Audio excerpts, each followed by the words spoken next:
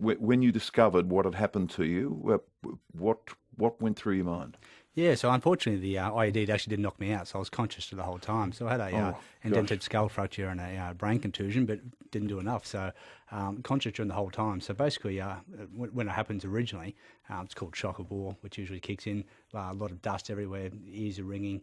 Not quite sure what exactly had to you, but after about 30 seconds, I tried to stand up a couple of times, and when I fell down constantly, I looked down the left hand, and it was opened. You could see all the tendons, bone, all that sort of stuff. And then you look down at the foot, and it's pretty much gone. So you realise then it was you that triggered the IED, and it's pretty daunting thing to look at. I didn't think I was in a life-threatening situation, but obviously I was.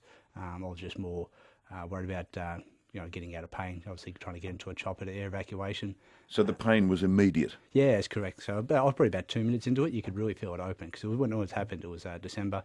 The winter kicks in, so when you're exposed, when your skin's open, you get about -2, -3 degrees with the wind going right into your wounds. It's not the nicest feeling. Were there others around you? Yeah, definitely. So we were on a patrol. So we had some blokes that were pretty close to us. The bloke in front of us got knocked out. He was on his face into the mud. And then after about 30 seconds, when everyone worked out what was going on, all the blokes around me provided some great support. What about as the enormity of what had happened to you set in? How did you cope, or was it that must have been a very difficult time? Yeah, it's a difficult time because obviously obviously there was 7 days of a coma, then you transfer to Germany, you're in a lot of pain on ketamine, and it's really hard to think when you're on those sort of high-end drugs just to kill the pain. And then when you get back to Australia, there was so much bandaging around the leg and arm that I actually forgot that I'd lost the foot.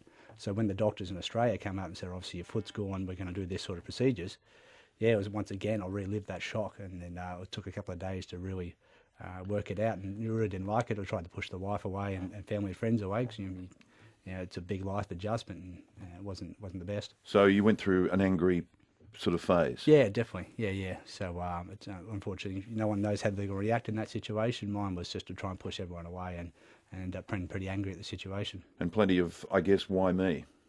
Oh yeah, you get that, but not a lot of it. Obviously you go to those countries and you can't expect a cup of teas all the time. It is a war zone, so these things can happen.